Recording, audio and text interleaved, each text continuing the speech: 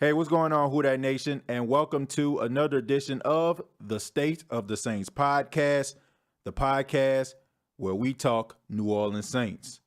Well, it is official. Former Dallas Cowboy wideout Dez Bryant is now a New Orleans Saint.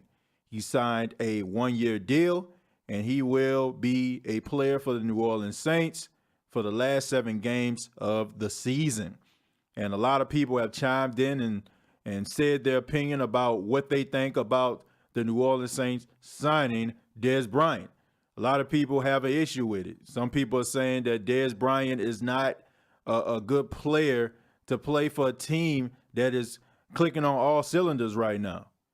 Look, the only thing I would say to anybody that has a problem with Dez Bryant signing with the New Orleans Saints, especially those Saints fans out there that seem to have something to say about this that is negative, shut up, okay? Nobody is trying to hear that negativity. This is a player, Dez Bryant, who still has something to offer the National Football League.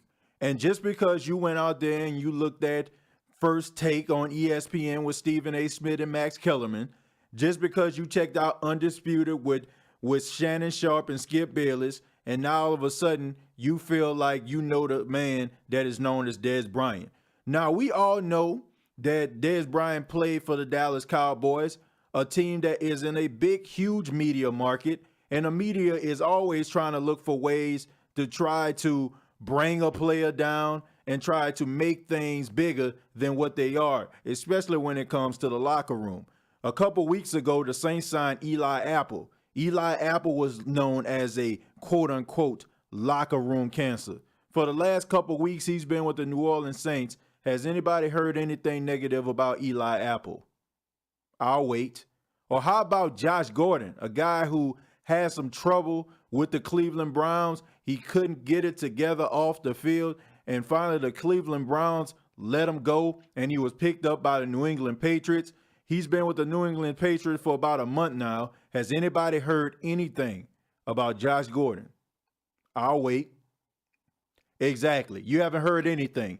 That is what good teams do. They can get these players that are known as locker room cancers, and they can be beneficial to those teams. Why? Because quality, that's right, I said quality organizations know how to handle players like that. Do you think that the Dallas Cowboys know how to handle a player like this? No. The Dallas Cowboys welcome that type of negativity. They welcome that type of controversy inside of their locker rooms. It's because it's good news and it keeps them relevant. And that's because they're not winning any football games. So that's all they got is that negativity that's coming from the media. It won't be like that with the New Orleans Saints when it comes to Dez Bryant. Dez Bryant is not going to be able to throw temper tantrums on the sideline, throw his helmet, or get in the face of Drew Brees or Sean Payton. Do y'all remember what happened to Adrian Peterson when he gave Sean Payton that look?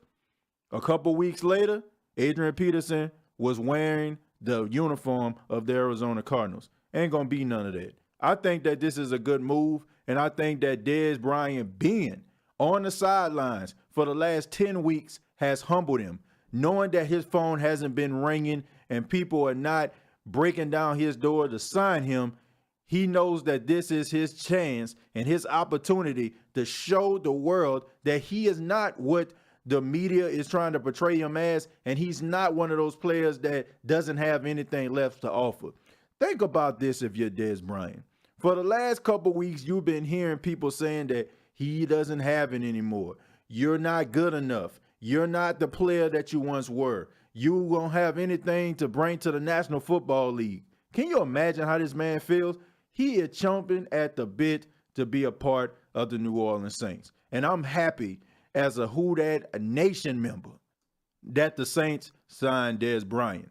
Dez Bryant has never played for a coach or a quarterback like the New Orleans Saints have. He has never played with a Drew Brees who can throw a player open, who is the most accurate quarterback in all of football. He has never played with a Sean Payton, who is arguably one of the best play callers in NFL history. I just didn't say the NFL right now. I said NFL history because it's true.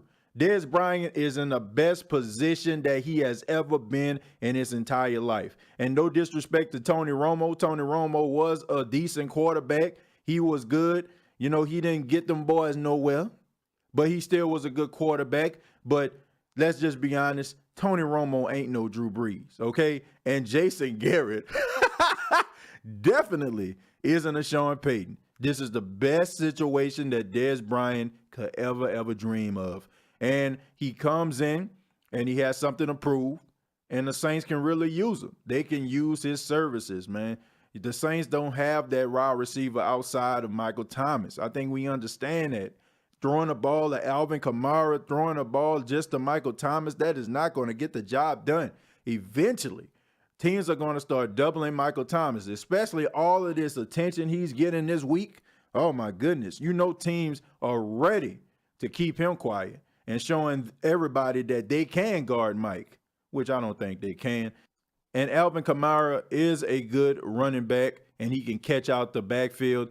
He runs routes like a wide receiver, but I think that the Saints needed a Dez Bryant to come in and definitely contribute to the team. Traquan Smith, he's coming along, but you can tell the way he's running routes that he's still into the playbook. It's like the way that he was running. I think he caught a pass this past week in the Rams game, and you can tell it was almost like he was counting the steps in his head. And when you're playing like that, man, you're not playing loose, okay? You're not playing loose. You're not sure of yourself. So he's going to get it together, but right now he just does not have it. But Dez Bryant comes in. He comes in with a swagger. He comes in with a lot of skins on the wall, as being successful, as being an elite, as being an all-pro. So you know that he is going to definitely be something of a weapon to Drew Brees. I'm excited to see what the Saints are going to do. I don't think he's going to play in this game versus the Cincinnati Bengals, but I definitely know he's going to be ready for the following week when they take on the Philadelphia Eagles. And you know that he'll be excited about that one, looking at a former NFC East foe. Well, this has been the State of the Saints podcast. Let me know what you think about the signing of Dez Bryant. Was it a good idea or a bad idea? I want to hear from you. And also, I want to thank each and every one of you that has viewed and listened to the State of the Saints podcast.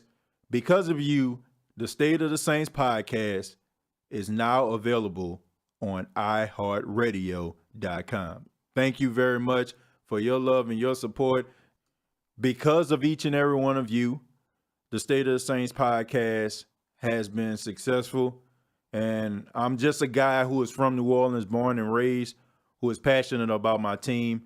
And I want to thank you all for taking the time out to listen to my point of view. And also check out the YouTube channel, the State of the Saints podcast YouTube channel, and subscribe to the channel as well. Thank you very much. This has been the State of the Saints podcast. Till next time, all I have to say is, who dat?